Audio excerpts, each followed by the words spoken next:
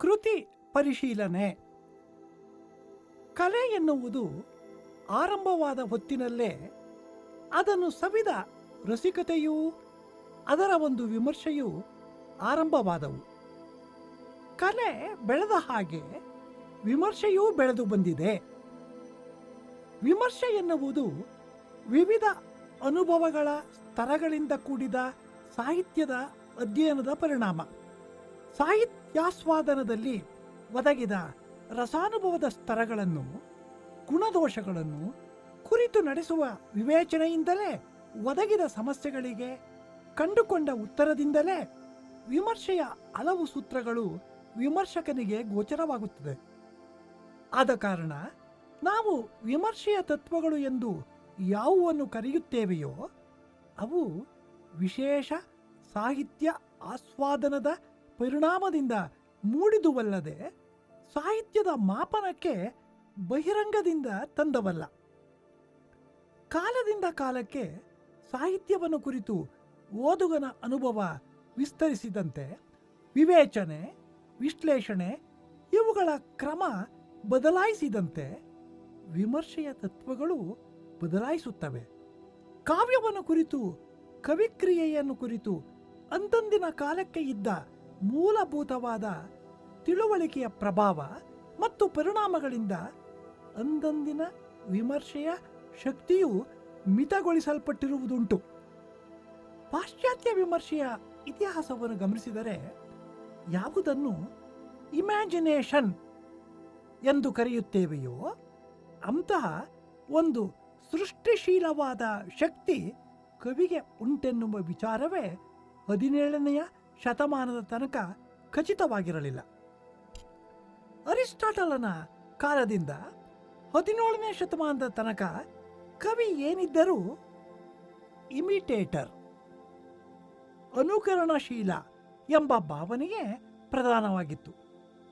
ಕವಿ ಏನಿದ್ದರೂ ಚೆನ್ನಾಗಿ ಅನುಕರಿಸಬಲ್ಲನೇ ಹೊರತು ಆತ ಹೊಸತೊಂದನ್ನು ಸೃಜಿಸಬಲ್ಲ ಎನ್ನುವ ಒಂದು ಭಾವನೆ ಬಲವಿಲ್ಲದುದಕ್ಕೆ ಮುಖ್ಯ ಕಾರಣ ಒಂದಿನ ತತ್ವಶಾಸ್ತ್ರದಲ್ಲಿ ಮಾನವ ಮನಸ್ಸು ಏನನ್ನಾದರೂ ಸೃಜಿಸಲು ಸಾಧ್ಯವಿಲ್ಲ, ಅದು ಸುಮ್ಮನೆ ಏನನ್ನಾದರೂ ಗ್ರಹಿಸಬಲ್ಲದು ಎನ್ನುವ ಸಿದ್ಧಾಂತ ಪ್ರಬಲವಾಗಿದ್ದುದು.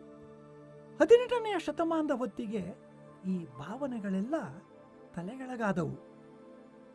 ಕಾವ್ಯ ಎನ್ನುವುದು ಕೇವಲ ಭಾಷೆಯಲ್ಲಿ ನಡೆದ ಅನುಕರಣವಲ್ಲ, ಅದೊಂದು ಕಲ್ಪನಾ ಸೃಷ್ಟಿ ಎನ್ನುವ ಸಿದ್ಧಾಂತ ರೂಪಿತವಾಯಿತು.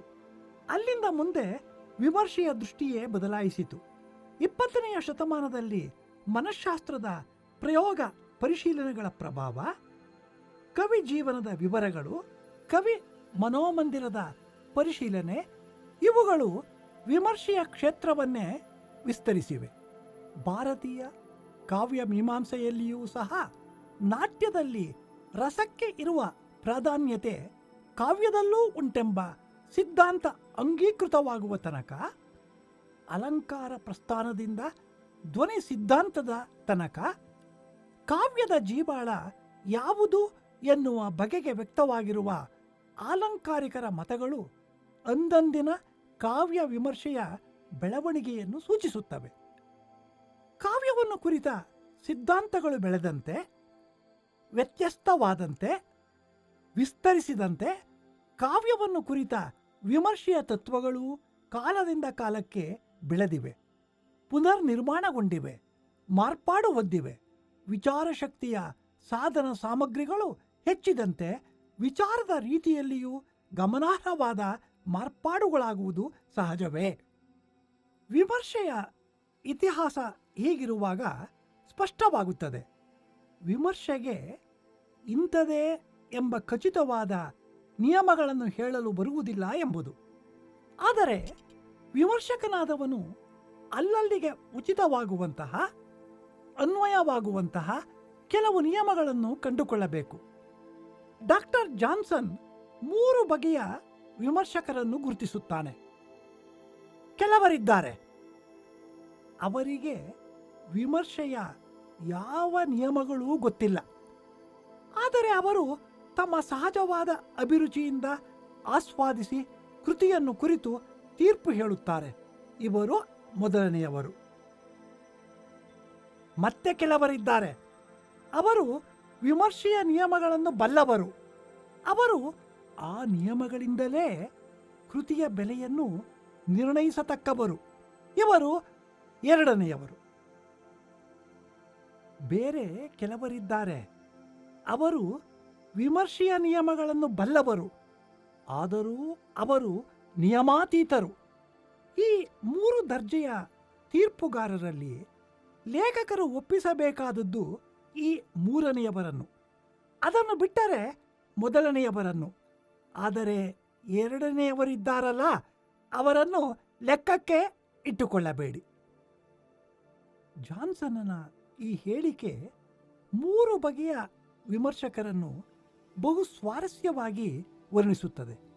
ಯಾವ ನಿಯಮಗಳನ್ನೂ ತಿಳಿಯದ ಕೇವಲ ಸಹಜ ಅಭಿರುಚಿಯಿಂದ ಕೃತಿಯ ಬೆಲೆಯನ್ನು ಕಟ್ಟುವ ವಿಮರ್ಶೆ ಎಷ್ಟೋ ಸಲ ಮುಗ್ಧವೂ ಪ್ರಾಮಾಣಿಕವೂ ಸಮರ್ಪಕವೂ ಆಗಿರುವುದುಂಟು. ಇದರ ಜೊತೆಗೆ ಹಿಂದೆ ಪ್ರಚಲಿತವಾಗಿದ್ದ ಸಪ್ರಮಾಣ ವಿಮರ್ಶೆ, ಇಂಡಕ್ಟಿವ್ ಕ್ರಿಟಿಸಿಸಂ, ಮತ್ತು ನಿರ್ಣಾಯಕ ವಿಮರ್ಶೆ, ಜುಡಿಷಿಯಲ್ ಕ್ರಿಟಿಸಿಸಂ ಎಂಬ ಎರಡು ವಿಧಾನಗಳನ್ನು ಹೆಸರಿಸಬಹುದು. ಸಪ್ರಮಾಣ ವಿಮರ್ಶೆ ಎಂದರೆ ನಿರ್ದಿಷ್ಟವಾದ ಕೆಲವು ನಿದರ್ಶನಗಳಿಂದ ಸಾಮಾನ್ಯ ಸೂತ್ರಗಳನ್ನು ಕಂಡುಕೊಳ್ಳುವ ಬಗೆ. ಎಂದರೆ ಈ ಬಗೆಯ ವಿಮರ್ಶಕ ಕೃತಿಯ ಅವಲೋಕನಕ್ಕೆ ಪೂರ್ವಭಾವಿಯಾಗಿ ಸಿದ್ಧವಾದ ಕೆಲವು ನಿಯಮಗಳಿವೆ ಎಂಬುದನ್ನು ಒಪ್ಪುವುದಿಲ್ಲ.